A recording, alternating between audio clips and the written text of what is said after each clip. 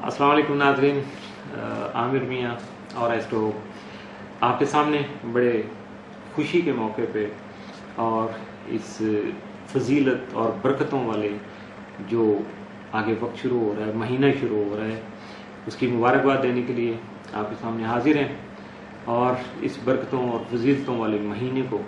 हम रमज़ान मुबारक के नाम से याद करते हैं। आप सबको बहुत बहुत मुबारक हो। और रमज़ान में जी भर के जिस हद तक आपकी इस्तदाद है, अल्लाह को याद कीजिएगा, सर्व सुजूद रहिएगा, दुआ कीजिएगा अपने लिए, अपने बहन भाइयों के लिए, अपने प्यारे मुल्क के लिए। इस वक्त हमारा मुल्क जो है जितने नाजुक दौर से गुजर रहा है, जिस तरह दुश्मनों के नरगे में है, और ख़ास तौर पर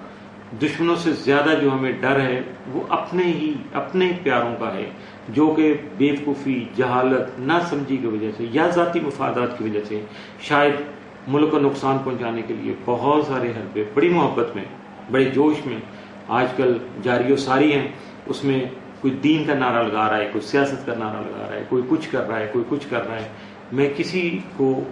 बुरा नहीं कहूँगा, ना आपसे ये जो कुछ कहूँगा कि किसी के बारे में बुरा सोचने के बजाय हमें जितना वक्त किसी को बुरा समझना है, बुरा सोचना है, उससे ज़्यादा वक्त जो है हमें अल्लाह की तरफ रुजू करना है और दुआ करनी है कि मालिक हमें, हमारे घर को, हमारे प्यारे मुल्क को, हमारे वालिदैन को, बहन भाइयों को और हमारे अजीज़ वफ़ारक को और इस प्यारे मुल्क में रहने वाले तमाम पाकिस्तानियों को, चाहे उनका ताल्लुक किसी भी मज़हब, किसी फ़िरका, किसी भी ग्रुप से है, हमें उनके बारे में अल्लाह ताला की रहमत चाहिए, अल्लाह ताला का फजल करम चाहिए। और जो मुखालफीन हैं, मुल्क दुश्मन लोग हैं, अल्लाह ताला से दुआ है कि उनको भी हिदायत दे, ताकि वो भी क़यामत वाले दिन